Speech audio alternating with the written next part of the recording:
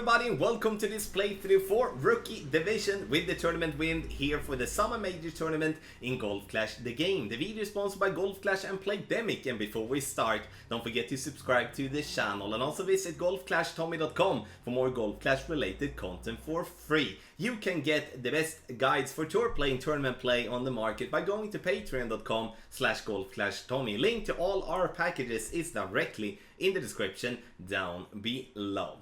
Can we get this video to 500 thumbs up? That would be absolutely amazing. And don't forget to hit the thumbs up, that would be very kind. Also, in the end, follow the info box on the right hand side. We can see the club distance and the elevation adjustment combined with what type of ball and club type I would suggest you to play with. And have in mind, you don't have to follow the adjustment here in this video, just that you have to have in mind that I do always have a thought with the way that I present the guide. Also, I will be playing some aggressive routes on the par 3s. I will be playing with lower level type of clubs and ball, but have in mind that you listen closely to the explanations, because I will cover with, those of you playing with maybe a bit higher level clubs than normal in Rookie. And also, for those of you playing with other clubs than I'm playing with here in this guide. So, enough talking about that and let's go to hole number 1.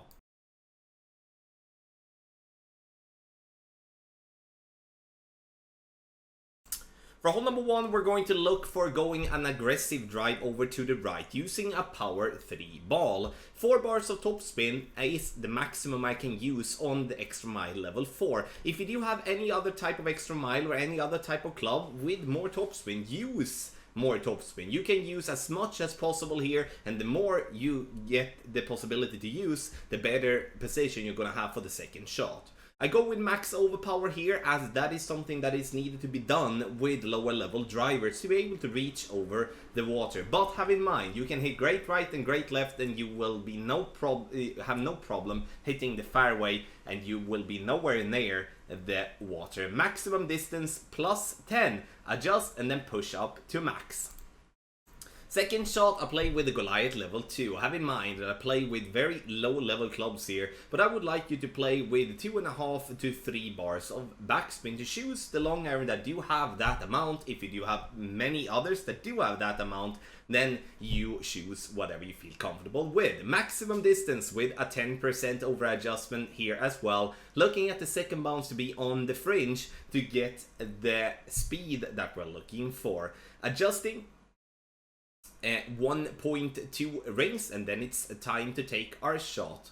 Have in mind, once again, playing with lower level clubs makes it very difficult to read the ball guideline. That's, in my opinion, is the biggest difficulty when it comes to lower level clubs. Bouncing on the fairway, we get very nicely right up pin for a beautiful eagle here to start on hole number 1.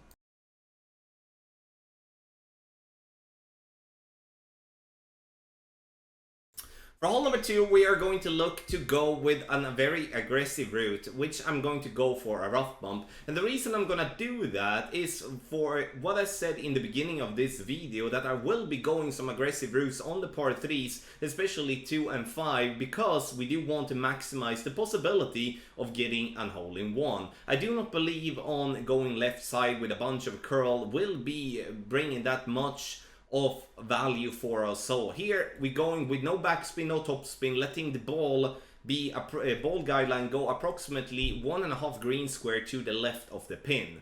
Adjustment is going to be maximum distance plus 5, and then we're going to take our shot. You will notice here that we do need to give ourselves a little bit of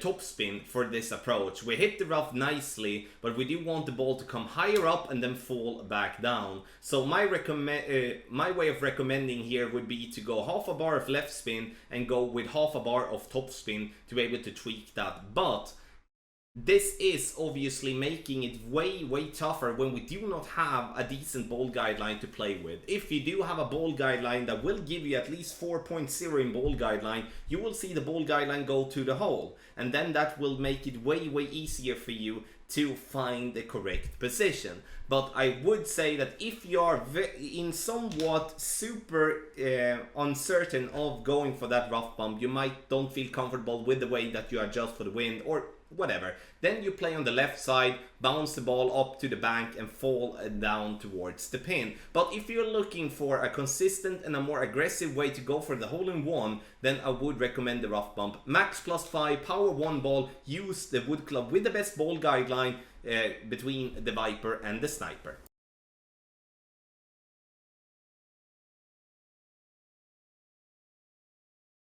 For hole number 3, we're looking to use the Big Topper. Even if you have it in a very low level, the Big Topper will be the best driver here for you to use. If you do have the possibility to use a Berserker ball, you maybe won a couple from, you know, the golden shot, where it's possible to win it for free, then use a ball like that. But for the sake of the guide, I will play with a power 3 to show you that it is possible, even though it's tough, to get to the green area and lock in the eagle, because this is a very, very long par 5, and we're gonna have to go as far down possible. So whatever level of Big Topper you're having, max overpower, you can hit good left and good right, you will still be on the fairway, because one thing that this hole has is a super wide fairway. So use the Big Topper.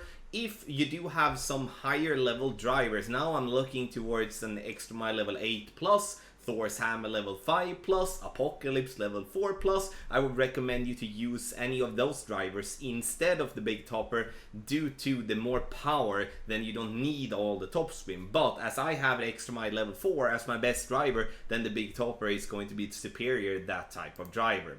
Second shot, it all kind of depends on how far you reach with your driver. We cannot play left because using curl, the trees will be in your face. So I'm gonna go on the left hand side, right hand side. The only plan for me here now is to get the ball to bounce over the right side of the bunker and land somewhat on the fringe or on the green to fall down towards the pin. So that's my only goal here, because I know I won't be able to reach over the bunker directly. I won't be able to go left because the rough patch will be in my way. So right side is the only play that I can get. So a little bit more speed there, we would be rolling up and fall down towards the pin. But if I can get myself to fringe every single time with lower level clubs like I have, then I will take that all day and every day. But there you can also see the benefit from playing with a power 4 or a power 5 ball, which will prevent you from having to go with max overpower in a situation like that. So what can we say about hole number 3? It is possible with lower level clubs, free to play balls, to be able to get the eagle here. But there is a massive advantage if you can use any type of higher level ball and also, you know, the higher level clubs. So choose the clubs and the ball wisely for hole number 3.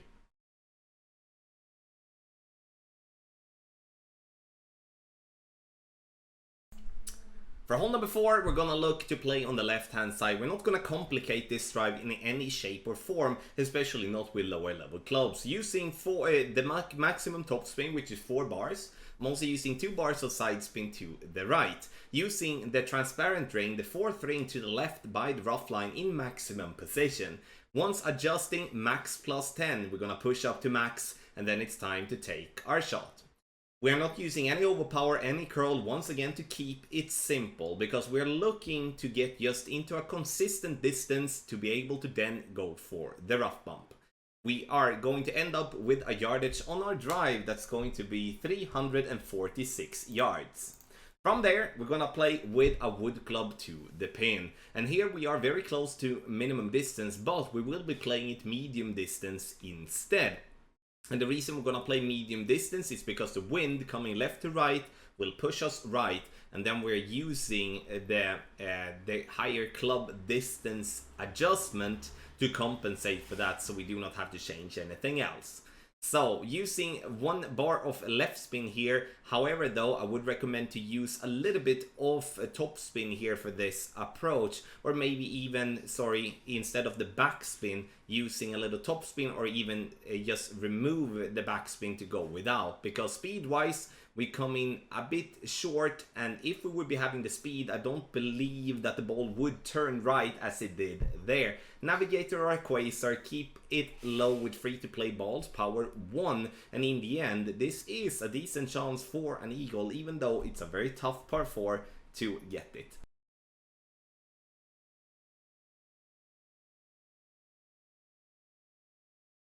For hole number 5, we're going to look for a rough bump, and I know when we're playing from front tee, this might look a bit scary, but this is a tough par 3, and as always in tournaments, we are looking for routes where we can maximize the opportunity to get a drop.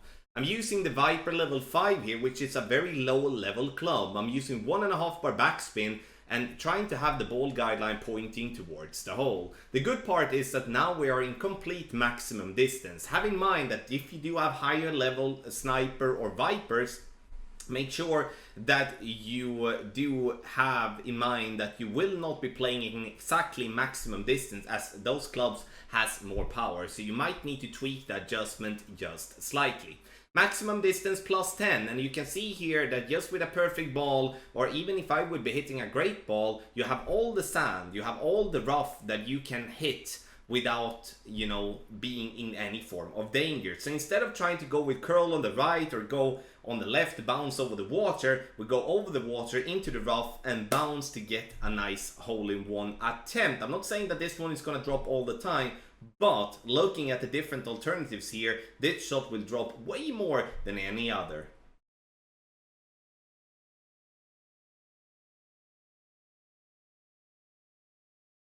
For hole number 6, we are not going to complicate things here either. We're gonna play on the left side, just lay up, because here my only plan is to get an eagle. And I was thinking about, you know, power slice here on this one, but with all the different type of clubs and the need of a higher level, the rock or the quarterback makes me just feel that it's going to be too complicated trying to give you a solid adjustment for a power slide without it being relying a lot on the luck. So I'm going to play on the left hand side, maximum distance with a 20% over adjustment, 2 bars of side spin to the right and 1.5 bar backspin. And the plan is to get the ball to be as close to the top right rough possible, because we're looking here now to just get ourselves to the green area. Now obviously a big dog level 3 is not really a good wood club, and I do hope that you will have a little bit better, but now you will see in action that it is possible, even with the big dog level 3, to get to the green area to lock in the eagle on once again a very tough par 5 playing from front tee. Have in mind that this is a replay, as you can see in the bottom right of the game screen. It says exit replay, and that's why the needle is not shaking as much as normal, because trust me, it did shake a lot when I was taking this shot. No elevation whatsoever, max curl right, using 4 bars of topspin, 2 bars of side spin to the right to get down there to just lock it in. And just to have it said, I'm not saying that playing a power slice is bad, but to be able to play a consistent power slice without risking a lot, that's going to be difficult, and that's why I do not want to put the focus on that on day 1, as we then might look into that further down in the week, especially for those that do have some better clubs and better balls to spend.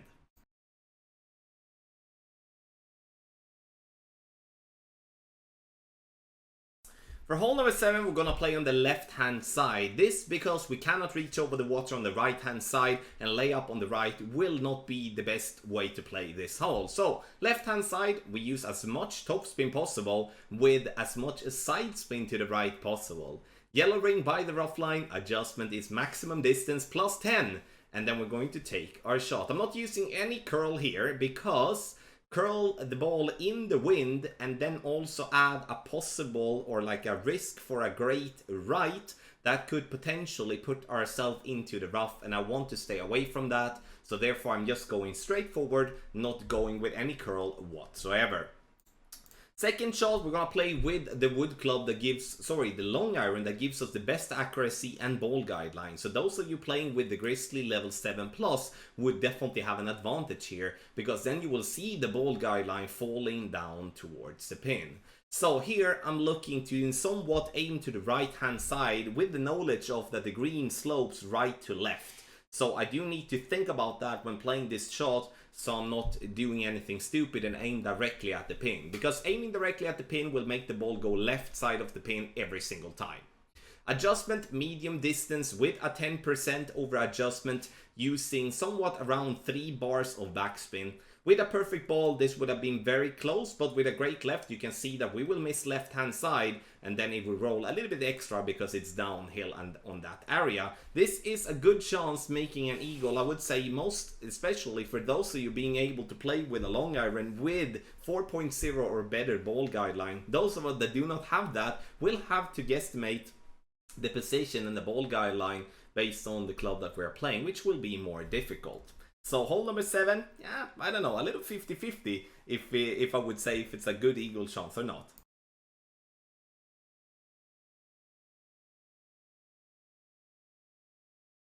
For the last of the par 3s, we're gonna look at hole number 8, and this is, in my opinion, the absolute toughest par 3 that we can play from the front tee here in the summer major. I'm looking to go with 2 bars of left spin using half of the red ring inside the bunker with a Viper level 5, but most importantly I'm looking for the second bounce to be above the bunker pointing towards the pin.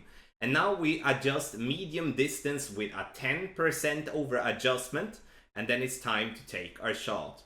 And when playing with lower level clubs, we obviously do not really have that many attributes to work with. So we bounce here, and you can see that we go a bit short, but kind of in line if we would be having more speed. I would recommend to add half a bar of topspin to this adjustment here to make sure that we do have speed to get to the pin.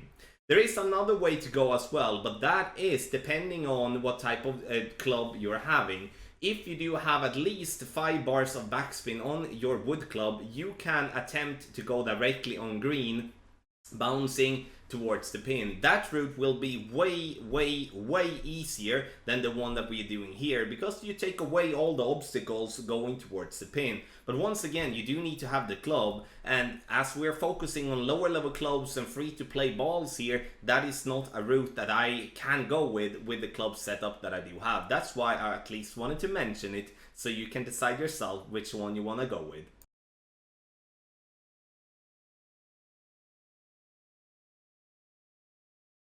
Last but not least, we do have hole number 9, and here I'm using the big topper. Even though we would be having it in level 1, I will be using the big topper here because of its enormous topspin. Because I kind of like guess that the general player here playing from front tee will not have an Apocalypse level 6 plus or a Thor's Hammer level 6 plus or Extra Mile level 9. Or like, again, at least the general player.